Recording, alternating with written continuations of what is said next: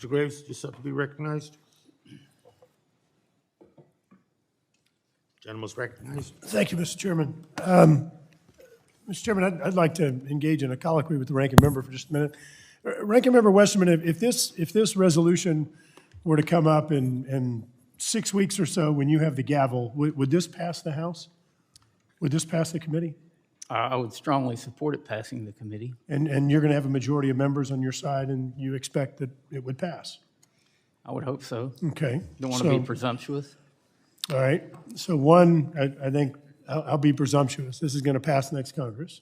Number two, if this were to pass, would this do anything other than just provide information to the committee? That's all it's doing is trying to get information from the administration, and I would hope to be able to use tools like this and every tool at our disposal to get more information from this administration and to invite administration officials over to the committee to visit with us about their decisions.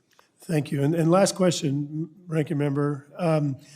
If this were to pass, would this cause any forcing factor on the agency in terms of their decision to approve, not approve? Does it have any impact along those lines? No, it's just asking for information. It's providing transparency and oversight like we're supposed to do in Congress. Thank you very much. I appreciate you clarifying that. So Mr. Chairman, I want to be clear on what this does. This is just asking for information so the committee can understand what's happening in regard to this mining decision.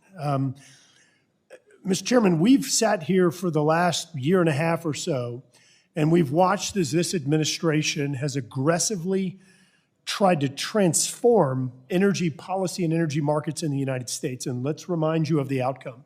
The outcome has been that Americans today, 1 in every 4 Americans are having to choose among food, medicine, or energy cost, which means utility and refueling their vehicles.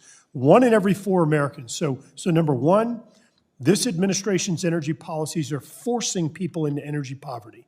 Number two, we are now going to countries like Saudi Arabia, Venezuela, Iran, and others and asking them for energy because we're refusing to produce it.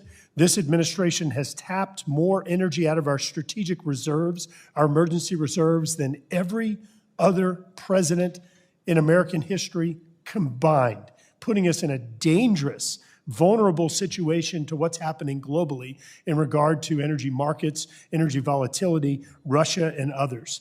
Number three, and something that I can't emphasize enough, emissions have gone up, not down.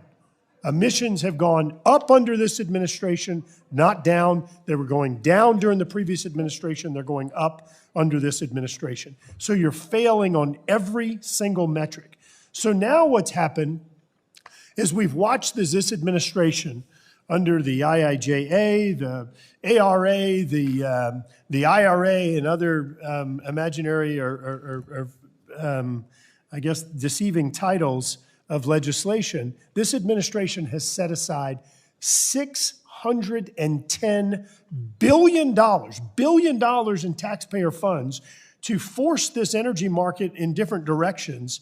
And if you look at science and data to actually guide decisions, you would recognize that if we're going to meet any of these goals, including net zero by 2050, then you're going to have to double copper production by 2035, double it.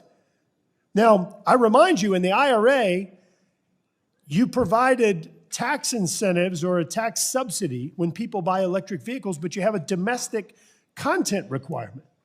Right now, 40% of all copper is refined or processed in China. 40%.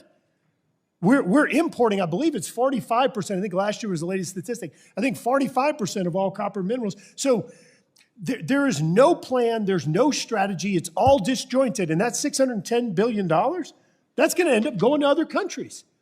It's going to end up going to other countries. And I remind you, Mr. Chairman, other countries like China, they don't care about the environment. They don't care about labor standards, as Mr. Stauber has led efforts in this Congress. China uses child labor, they use slave labor, and they trash the environment. We can't just go out there and wish or hope that things are going to happen and say, well, we wish everybody buys these cars. We wish that everybody uses, unicorns to power their house or whatever.